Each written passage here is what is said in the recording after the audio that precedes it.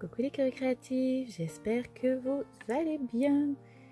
On se retrouve aujourd'hui pour une petite recette toute simple. J'en parle autour de moi, je me rends compte qu'il n'y a pas beaucoup de gens qui connaissent. Alors peut-être que vous connaissez, mais bon, ça peut dépanner, c'est pas compliqué à faire. C'est un petit remède de grand-mère. Précisément pour moi, c'est le remède de l'arrière-grand-mère pour adoucir la gorge qui pique ou qu'on tousse. Ça peut aider à soulager. Pour faire ce remède, on a juste besoin d'un navet et de cassonade. En fait, on va faire un sirop de navet. Donc, moi, je le fais comme m'a expliqué ma mère.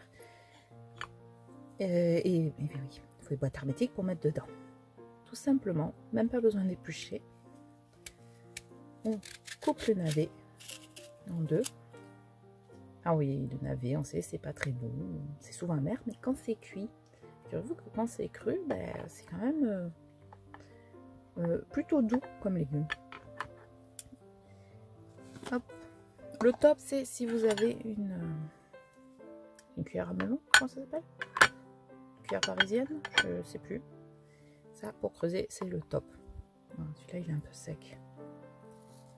Alors, c'est tout à fait la période. Hein. On a tous plus ou moins mal à la gorge. Je sais pas, vous entendez, moi, c'est pas fameux non plus. On va creuser un puits dans nos deux moitiés de navet. Alors, ce que je fais, je mets les petits morceaux. C'est pour ça que je fais plusieurs petits morceaux et pas un gros trou. Pour faire une double dose de sirop.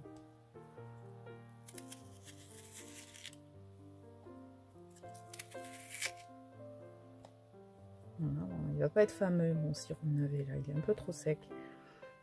C'est au petit bonheur la chance. Pourtant il a la tige bien verte, je crois qu'elle est repartie, donc il est peut-être un peu vieux en fait. Voilà, première partie. Là, en fait, ce qu'on va faire, on va mettre la cassonade à l'intérieur des trous, mais aussi sur les petits morceaux. Le jus de navet va se faire fondre la cassonade et on va ainsi obtenir un sirop. Normalement, on peut faire deux fois, vraiment deux fois à tous les coups, des fois 3 ou 4 fois avec le même navet. Petit à petit, ça sèche. Petit à petit, le jus, dans le sucre, je vais y arriver. C'est comme ça que ça devient un sirop. Évidemment, j'ai pris une boîte un peu petite.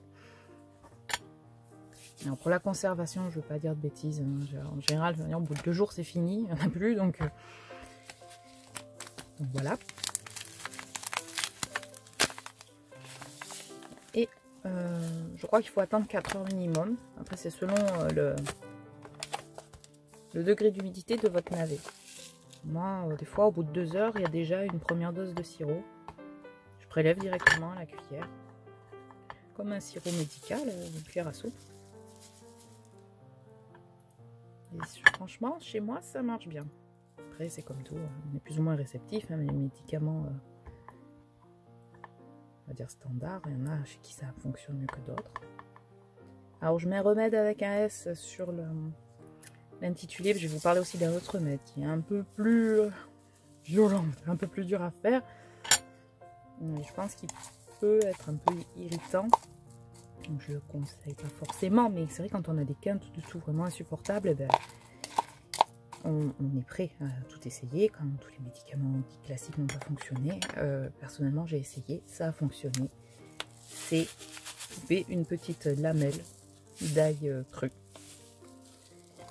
et la mettre dans un coin de la joue avec la salive. Ça va faire un peu un jus d'ail. Alors pour la laine c'est horrible, là ça a tendance à piquer, mais franchement, chez moi, ça a fonctionné. Ça a calmé des quintes dessous insupportables et j'ai pu dormir un peu mieux.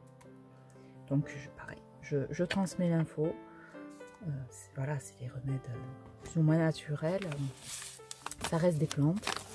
Hein, le poison, c'est naturel, hein, mais ça reste du poison. Donc, on fait toujours attention avec les plantes. Si vous ne vous sentez pas bien, si vous craignez, ben, ne le faites pas. Et si ça vous dit d'essayer, que vous ne vous sentez pas très bien et que ça fonctionne... laissez un commentaire, ça peut toujours encourager d'autres personnes qui seraient rebutées par le navet. Moi personnellement, le navet cuit, je ne supporte pas. Cru, ça passe, en sirop, limite bon en fait. Voilà, voilà les amis.